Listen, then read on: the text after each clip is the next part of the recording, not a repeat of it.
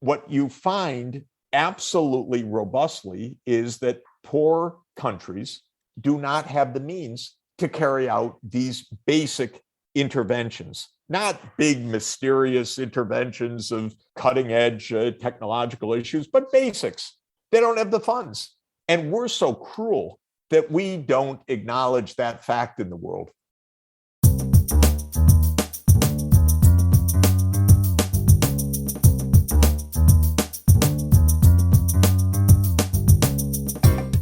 You are listening to In Pursuit of Development with Dan Bannock.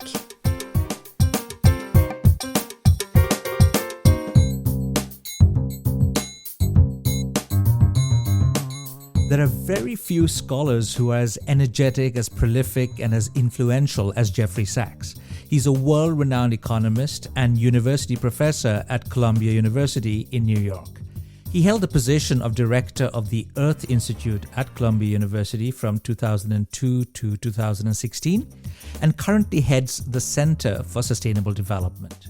He's a commissioner of the UN Broadband Commission for Development, an SDG advocate for UN Secretary General Antonio Guterres, and president of the UN Sustainable Development Solutions Network.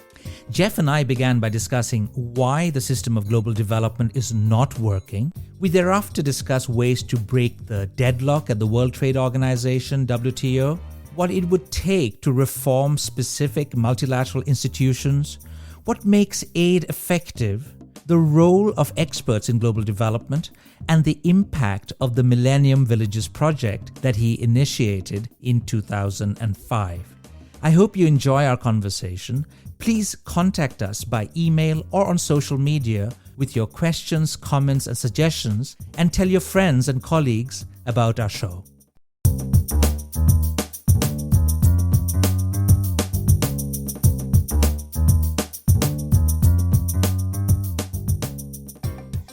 It was lovely to see you and Sonia a couple of months ago, Jeff. I'm delighted to have you on the show today. Welcome.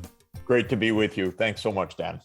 Earlier this year, in July 2021, a short video of your comments at the UN Food Systems pre-summit actually went viral. I watched that video a couple of times, and in that video you had a powerful message that we have a system of global development that's not working.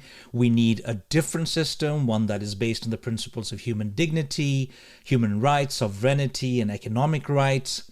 And in those comments, it appeared to me that you were particularly critical of the role of the private sector, the role of billionaires who go to space but who do not pay enough tax. You were critical also of governments that do not provide adequate funding to, among other organizations, the UN. The rich are hoarding everything, as you put it. What was the response to those comments and that viral video, Jeff? Do you notice any movement in the direction that you outlined in July of this year? You know, the comment that I gave was a bit spurred by listening to a World Bank official speak just before me in that session.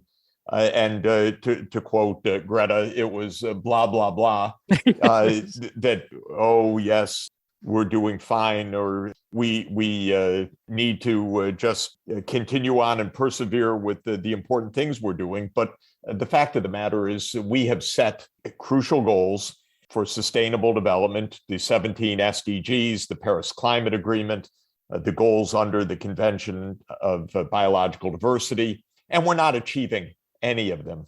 My criticism was not really directed at the private sector per se.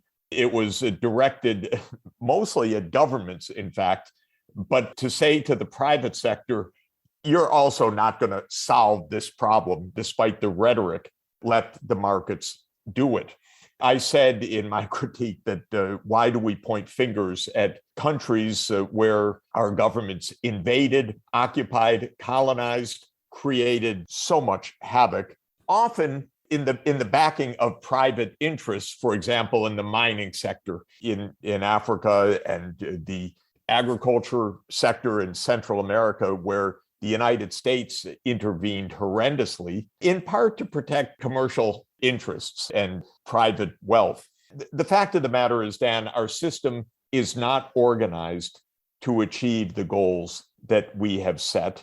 It's not even organized to think through how to achieve the goals that we've set. One of my sad conclusions in almost a career lifetime of working with governments and officialdom on these issues is how little true problem-solving activity there is. How little activity there is to say, well, we set the following goals. What does it take to achieve them? We have negotiations about words, about treaties. We have promises, commitments, but what we don't have is solution-based analytics and cooperation. We don't sit around the table to say, how are we going to get the vaccines to everybody as we promised? We don't sit around the table and say, how are we going to decarbonize globally? We negotiate words, commitments that then aren't honored. We promise, and when I say we, I mean the global system commits certain sums, for example, $100 billion per year minimum by 2020 for climate action in developing countries. Then there's no real effort to determine how that funding is going to be reached, who is going to be responsible for it, how it is going to be monitored, and so forth. In other words, the words are just put forward and then nothing is done to back them up. And indeed, most of what is done is prevarication so that those words are not fulfilled. So are we referring then here to a crisis of governance, a crisis of multilateralism? I'm thinking of your previous writings on these issues. Take, for example, the case of the WTO, the rules-based open trading system.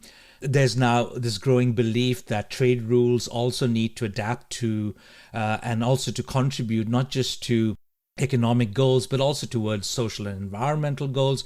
You've argued that there's now a unique opportunity to make those rules, the rules-based trading system, a fundamental pillar for global development, especially for achieving the SDGs. But that is not happening, is it? And the WTO, like many other institutions, Jeff, is under considerable pressure. Negotiations on a comprehensive development agenda have floundered due to disagreements over agricultural subsidies, over intellectual property rights. Members are talking about, separate bilateral and regional free trade agreements. That is what they prefer in terms of advancing their trade interests. There are lots of groups like farmers, labor groups accusing the WTO of focusing too narrowly on corporate interests. India and South Africa have proposed a TRIPS waiver for COVID-19 vaccines and treatments, but that move has been opposed by many of the wealthier countries, including my own country, Norway. There's increasing criticism of the UN's COVAX mechanism for delivering vaccines. The list of grievances is very long, right, Jeff? How should one then think about addressing challenges related to this perceived crisis, as many would argue, of global governance? How do we break the deadlock at the WTO, as in many other influential multilateral forums? There is a deep crisis of governance, and we need to understand it and to solve it. So one basic issue, fundamental, in a way rather obvious, but still needing a solution, is the fact that we have global problems and politicians at the nation state level.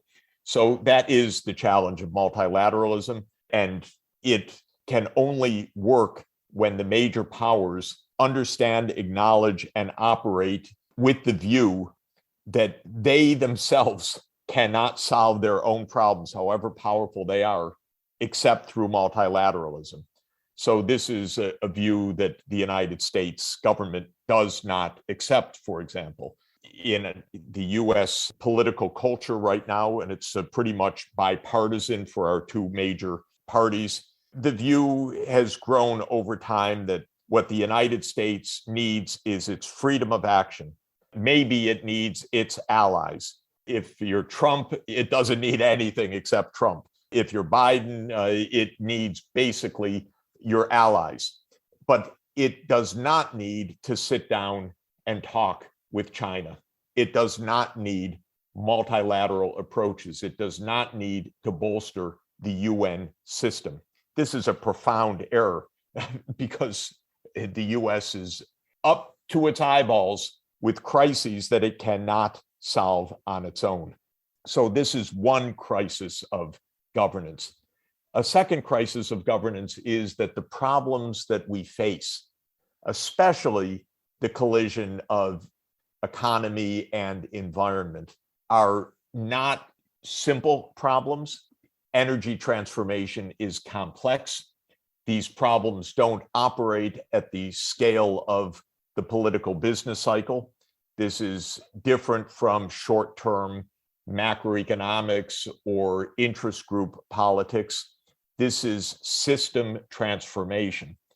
And even at the national level, our governments are not up to the task in most cases. Certainly, the US government is not up to the task. We don't have any kind of planning ministry. We don't have an economy ministry that looks forward. We don't have an integrative structure in government that can take a whole of government long-term approach to these issues. So we're completely floundering even at the national level, much less at the international level. So how should we break the deadlock, Jeff? Well, Dan, just to complete the analysis, there are underlying deep weaknesses that we also need to appreciate in terms of government capacity. One is that if you allow a political system to be infiltrated by money, to become a plutocracy and from there a kleptocracy, then the possibilities of good governance are gone. And while, of course, there are the normal places where fingers are pointed, I would start with the United States as a plutocracy and increasingly a kleptocracy. We even had the Speaker of the House make a really ridiculous, pretty despicable statement in recent days that it's okay for the congressmen to be trading on their own account in stocks. What's wrong with that? We're a capitalist system, she said. And what we have is a system of corruption in Washington where it's not just that congressmen are trading on their own account, they are governing on their own account. We have the absurdity that the committee, Senate Committee on Energy and Natural Resources is chaired by all people, the senator from West Virginia, Joe Manchin, who owns 2 coal companies. And then we wonder, why don't we get proper decarbonization legislation? Are you kidding? We have the financial industry overseen by senators and congressmen who are large Bitcoin investors. Well, duh. And this goes on and on in the United States. So we have opened up the doors to massive corruption. And that is another profound source of government failure. And then one more point, Dan, is that not only are the problems global with national level government, not only are the problems complex and beyond the normal time horizons and requiring transformative thinking, not only has money infiltrated the political systems of many countries and made it impossible to think straight and to think honestly, we're also in a period, of course, of massive technological disruption and acceleration with digitalization. So the nature of our very lives, how we live, how we work, is also changing, disrupting societies tremendously.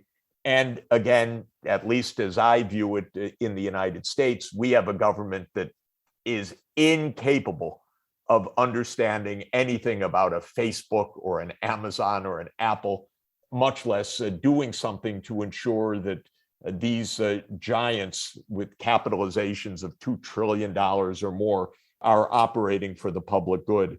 In other words, the summary is huge challenges, global goals that are crucial, really crucial for us, and a pervasive governance failure. And I'm watching it, of course, from the point of view of my own country, the United States, which still absurdly murmurs words about US leadership and so forth. We barely can put one foot in front of the next, and we have an administration talking about leadership. Well, come on, how about standing up straight and getting something done? That would be nice.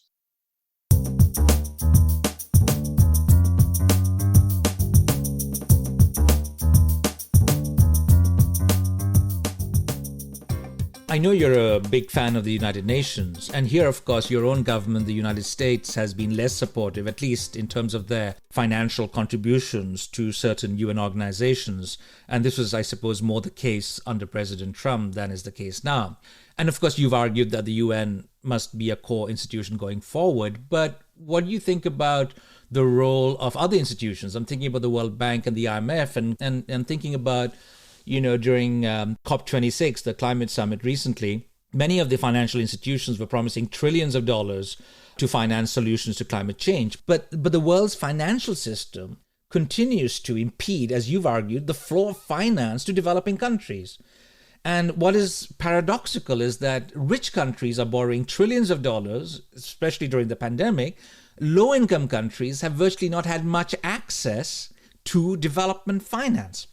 So there's this ongoing debate, right, on the capacity of the current multilateral system to facilitate economic development and to combat climate disruption. Both the IMF and the World Bank, of course, have come under increased criticism and scrutiny. There's the matter of the Doing Business report, how these institutions must be reformed, that there should be greater representation from low-income countries in leadership positions. And like many others, Jeff, you've been arguing that we must increase the lending to and the borrowing capacity of these low-income countries. So how do you view multilateralism today? Surely major reforms are required, not just at the World Bank and the IMF or the G7 or the G20, but also at the UN.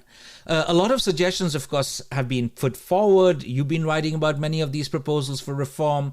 But it seems to me that while many talk about the need for reform, very little is actually happening within many of these institutions. So what would it take, in your view, to genuinely reform some of these multilateral institutions?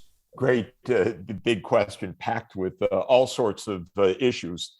Let me start by saying we have a globally interconnected society. We have global scale challenges and crises, whether it's a pandemic or climate change or other Earth system changes or the profound social and economic inequalities and instabilities in the world, which have a global character to them. And we don't have the adequate governance, as I've been saying. So how to think about this? First, the logic of our situation, our reality, is that we need global governance. That's not a global government necessarily. It means a set of institutions that can address, finance, brainstorm on, find solutions to global scale crises. We need the United Nations. And from a historical point of view, we are still in the early days of global governance. The word international, surprisingly enough, in English, was invented only 2 centuries ago, invented by Jeremy Bentham. We didn't even have the word and the concept of this kind of international reality. It was only at the end of the 18th century, with also a phenomenal essay by Immanuel Kant on perpetual peace, that we started to talk in an organized way about global governance. It was an Enlightenment concept. We did not have global institutions until the second half of the 19th century, with the beginnings of some global institutions for the postal service and for telecommunications beginning, and then for healthcare as an early part of a global scene. We tried the League of Nations after World War I, of course, the notorious fact that the United States did not sign on to Woodrow Wilson's own concept and left it crippled from the start was a devastating mark. Franklin Roosevelt, our greatest president in US history, revived the idea of a working multilateral institution as the United Nations in the context of World War II. And it came to fruition in 1945. And the World Bank and the IMF are part of the UN family. They're called the Bretton Woods institutions, but this is one family of multilateral institutions. Now, we've just celebrated the 76th anniversary of the UN, so we're 3/4 of a century in. And in many ways, it's a remarkable set of institutions. But in other ways, it is obvious that in the world today, we need, if relaunch may be a little bit too strong, we definitely need to reform the United Nations institutions and to reintroduce them in a way to the young generation so that this is not seen as institutions of post-World War II legacy, but rather the crucial functional institutions for the 21st century, which they need to be. That is hard always with institutions at this stage of their lives, 76 years. But what is very disturbing and ironic is that the country that invented the United Nations, the United States, has partly abandoned it, walked away from it. And under Trump, our most miserable president in US history, the US left several UN organizations, agencies, and processes, just walked out of them. And that disdain reflected a kind of thinking in parts of the American political scene that are, in my view, tragic and absurd and ignorant, all in a package. But it's troubling when the most powerful country that presents itself as, quote, the leading country, takes this view with multilateralism. You raise a very specific part of the governance puzzle, which is one that very much concerns me as an economist. My view is that what we need to do requires large investments. Investments are the key to transformation, whether it's in energy or in human knowledge and capacity through education and health or other urban infrastructure and so forth. You need investment. Investment needs financing. The essence of the kind of world that we should be building, that we are committed to building in the SDGs and in the Paris Agreement, is a fair world in which no one is left behind, an inclusive world. And that means financing of the poorer countries. And that simply doesn't happen at any scale. And it's one of those things, Dan, I may be a broken record on it because I've been complaining about this throughout my entire professional life. But for the last 20 years, since I was advisor on the Millennium Development Goals to Kofi Annan and Ban Ki-moon, and now on the Sustainable Development Goals and SDG advocate for the UN Secretary General, I've been pointing out we don't have a financial model to finance what we have committed to do. It's not that this would break the bank to achieve the Sustainable Development Goals. The joke of it is, the irony of it is, at just 1 or 2 or maybe 3% of world output per year, we could have the transformation that we so desperately need on this planet. We could end poverty. We could ensure that every child is in school. We could have universal health coverage. We could do all those things at very low cost, but it would require a new financial structure that would channel funds consistently, reliably, on adequate terms from the rich countries to the poor countries. And I would like to see that proverbial roundtable where we're sitting down and honestly discussing that issue. And that has not occurred to this date. One of the things I pointed out recently is that while there's so much talk, as there was at COP26, about how the tens or hundreds of trillions of dollars of assets under management are going to be the key for the poor countries, there is not one single low-income country in the world that has an investment grade rating. And what that means is that there is not one single low-income country in the world that can borrow funds on reasonable terms, period. And of the lower middle-income countries, there are but two that have an investment grade rating. They happen to be right now Indonesia and the Philippines.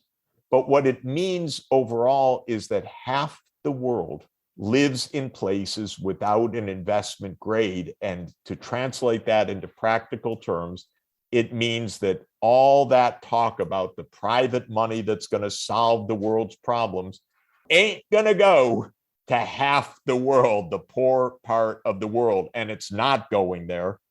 And how to get serious discussion of this most basic fact remains a conundrum.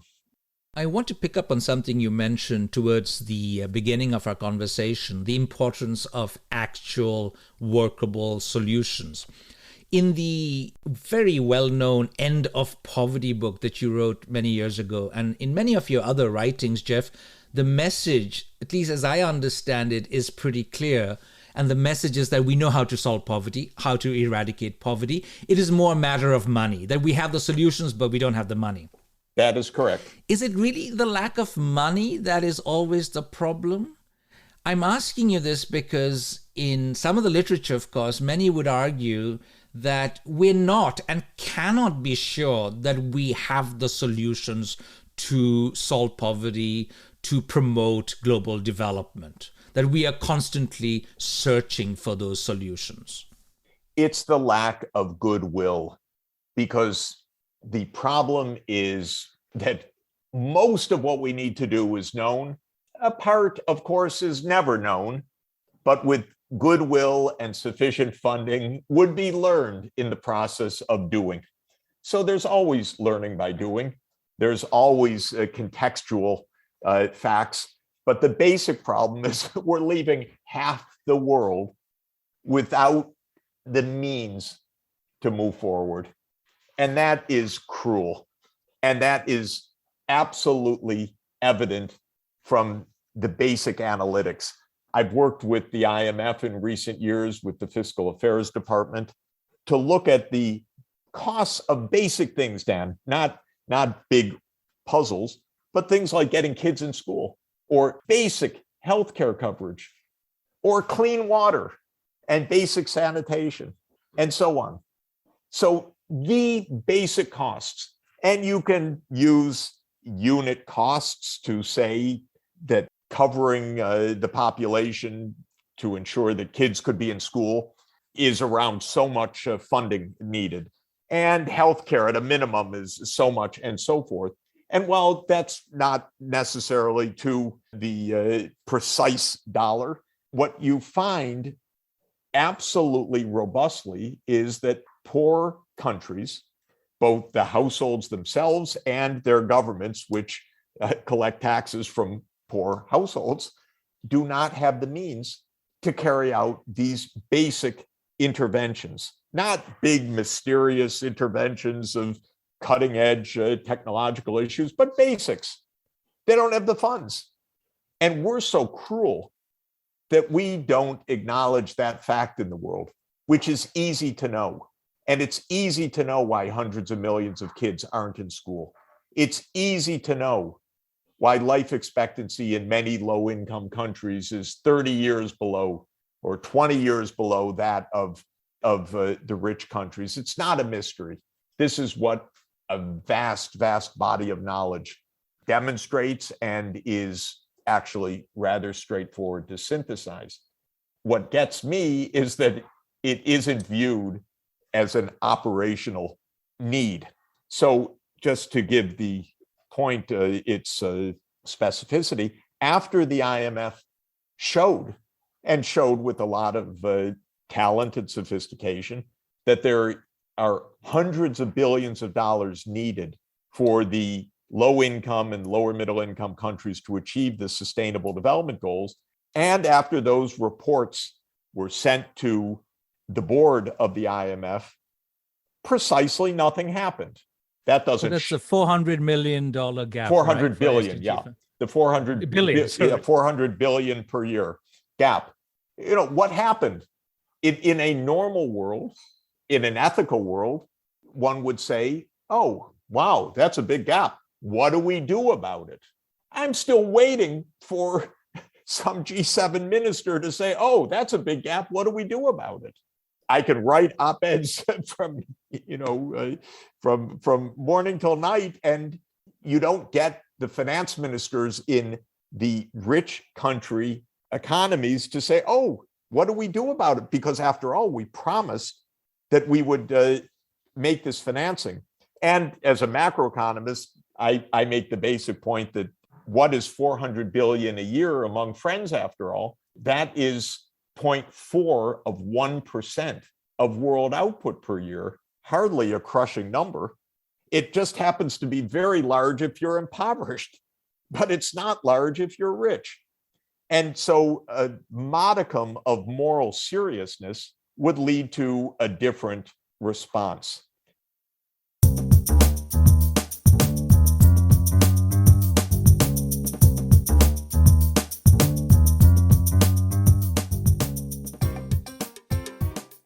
There are two aspects of this which I find particularly relevant for our discussion today, Jeff. One has to do with how effective, of course, foreign aid is or can be, because as you know, there's this polarized political discourse in many parts of the world, including in some of our countries, on aid effectiveness, on whether aid is actually working or can work in global development. And the other has to do with the role of experts, and there's been considerable pushback in recent years from many who point to the importance or the fact that we should be giving more importance to local knowledge. We should be thinking about who is articulating the interests of whom, on whose behalf, that we should not just be listening to experts flying in and telling us what to do. And of course, you've been involved in this debate for many years with Bill Easterly on the role of planners, on the role of experts versus searchers. And I suppose one could say you're a bit of both. You're a planner, you're a searcher. But I'd like to hear your thoughts on this debate on aid effectiveness and the role of experts in global development. Look, in Norway, the government spends about 50% of national income each year. It collects it in revenues and then it spends it for a decent society. And if you look around your neighborhood, in Sweden, in Denmark, in Finland, in Iceland, it's the same. And in Germany, it's about 45% of GDP. We don't sit around, except in crazy places like the United States, and debate, you don't really need the money for healthcare education. That doesn't work. You can't tax one person and give money to another person. That doesn't work, because this was resolved 100 years ago, that the basic social democratic idea is that you have a society and people should contribute to the common good. And the financing is needed because schools and hospitals and doctors and roads and environmental protection aren't free. And so they should be financed. And there's no great angst about this. The only great angst is in rich countries saying, we can't give to poor countries. Money isn't the issue. This is, by the way, not only nonsense, it has a deep historical root in Anglo-Saxon libertarian philosophical ideas, the same ones that left the Indians to starve at the end of the 19th century in repeated El Nino waves and droughts and famine that accompanied that. It has the roots in racist ideologies, which said we're great in the rich world because the poor countries are deficient, backwards, inferior, whatever it is. Now we use different language. it's, well, they're corrupt. They can't do this. They can't do that. But somehow it's all an ideology of libertarian idea, which is distinctively originally British, then American Protestants took it on, that the rich are rich because they're great and the poor are poor because they're miserable. And there's nothing you can do with the poor except not have them be a burden. This is how all of the aid discussion is. It's absurd. It's absolutely possible to take some funding and provide some health care with it, just like there is within Norwegian society. And I know it because I've helped to engineer that in the few cases where it's been possible to actually raise funds from rich countries. I helped Dr. Brundtland to establish the Global Fund to Fight AIDS, TB, and malaria. Was an idea that I promoted. Money came in and AIDS was treated. Voila, it was not so complicated. I helped set up and help design the original concepts around several funding streams for health in the United States, PEPFAR and the President's Malaria Initiative, these rare examples where money actually went in to solve a problem, and those problems got addressed decisively, and people say, oh, I'm surprised that worked. What's the mystery? It's not so hard to do any of this, except in an ideology that was designed to exculpate the rich and the powerful. And one should learn some of the history of the moral thought from John Locke onward to understand that this is a kind of intellectual game, unfortunately. It is a game of the rich to say, we don't have responsibility to anyone else. Their problems are obviously due to their deficiencies. So this is what I take this to be. And on the question of expertise and so forth, it's so unreal compared to the actual facts, which is there are so many talented people around, and the talented people in poor countries know that more funding is needed so that there can be more schools or clinics or clean water points or sewerage or other things. It's not a mystery. It's not this idea of someone flying in and saying, do this, do that. It's not as if we don't have systems that are basic and, well, we use electricity, but local indigenous knowledge will do something else. Come on, this is not so hard, but we have 1,000 excuses in the rich countries to say, don't do what we do ourselves within our own societies. So what I would like to see is global social democracy that is not limited to our national borders. Why doesn't that happen? Because the politicians are elected nationally. That's it. That comes back to what we started with, the challenges of transboundary governance.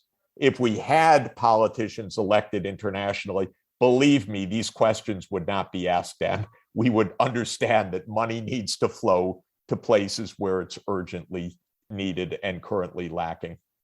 You are obviously an academic superstar, Jeff. You hang out with rock stars and celebrities. You are an expert on global development. You're a macroeconomist. You've been advising many governments around the world for many decades. But you've also rolled up your sleeves and you started the Millennium Villages project, where there was a considerable emphasis on promoting this integrated approach to rural development. And as I understand it, the Millennium Villages project selected certain villages in several African countries, and there were numerous goals of the project, such as the promotion of agriculture. It was about providing seed and fertilizer support, farmer training, crop diversification. But there was also an emphasis on health, a focus on mosquito nets, and there was emphasis in this project on education and infrastructure, sanitation, you name it.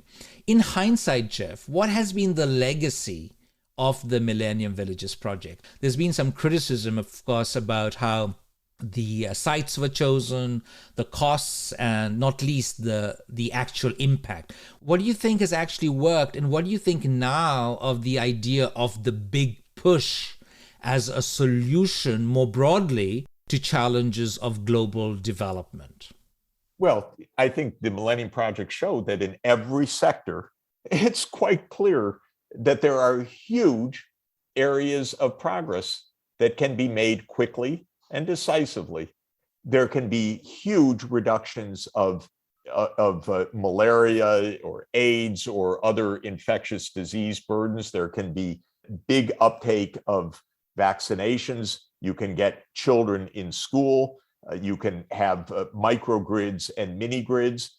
The basic point of that project was to show, look at all of these things that we know, and they are operational, even in very poor rural settings.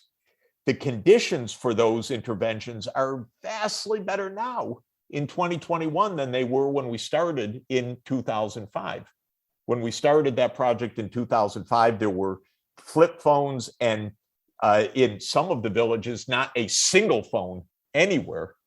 Now there is wireless broadband available pervasively. And of course, we know what that means in terms of every system for development, for telemedicine, for kids in school, for monitoring infrastructure, for electrification, for everything, for payment systems. So the conditions for rapid progress in development are better now than ever, actually, aside from the fact that we're hunkering down from a pandemic ripping through the world for this tragic moment.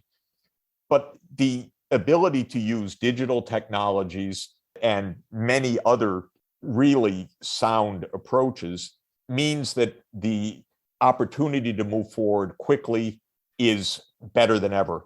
Indeed, one can move to national scale faster than ever because you can train online.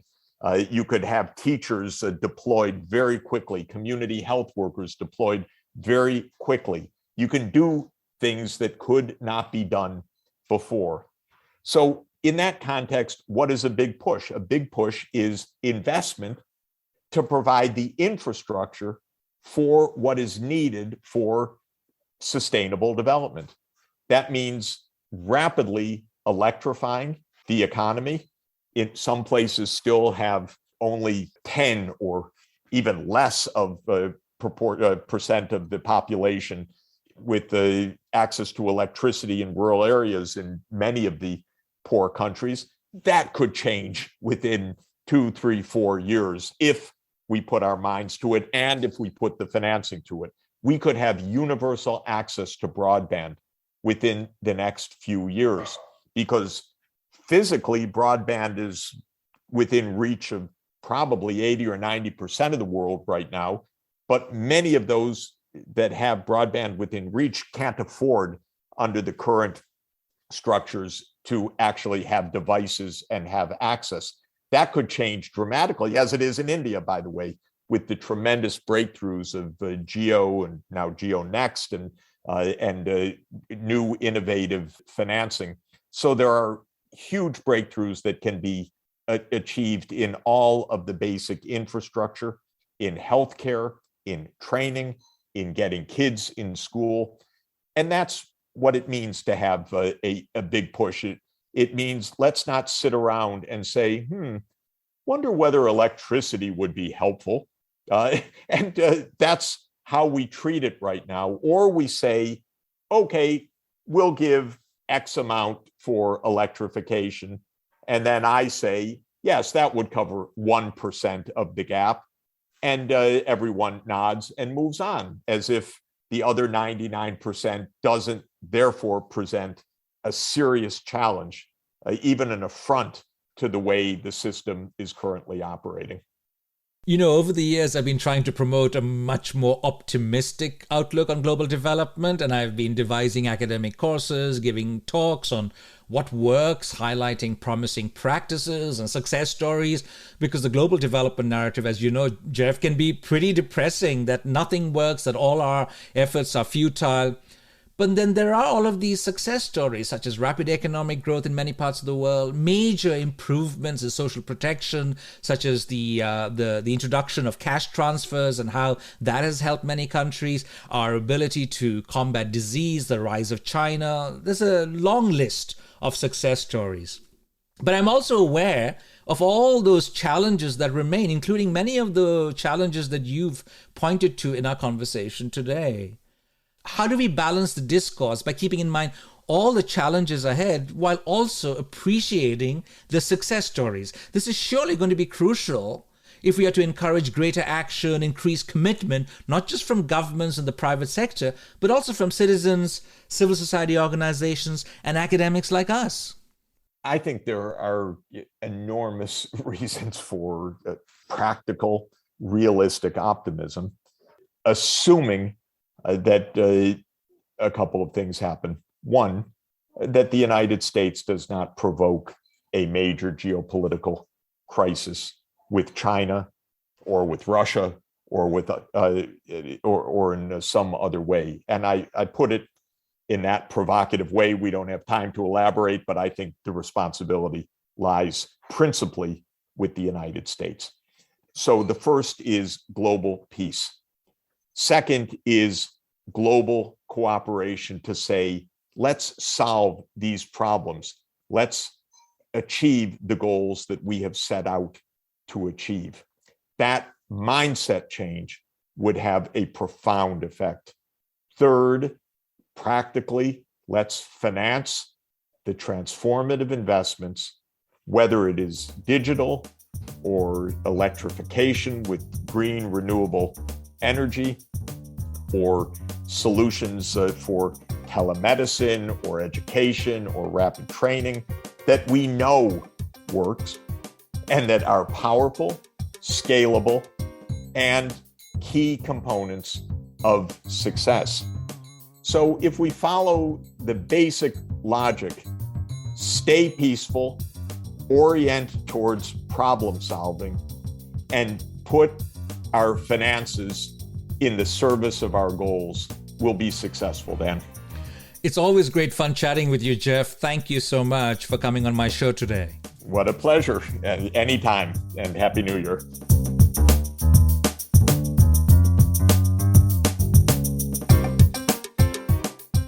If you enjoyed this podcast, please spread the news among your friends and share it on social media.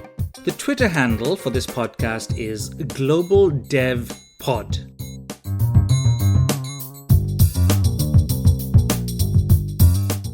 Thank you for listening to In Pursuit of Development with Professor Dan Bannock from the University of Oslo's Center for Development and the Environment. Please email your questions, comments, and suggestions to inpursuitofdevelopment@gmail.com.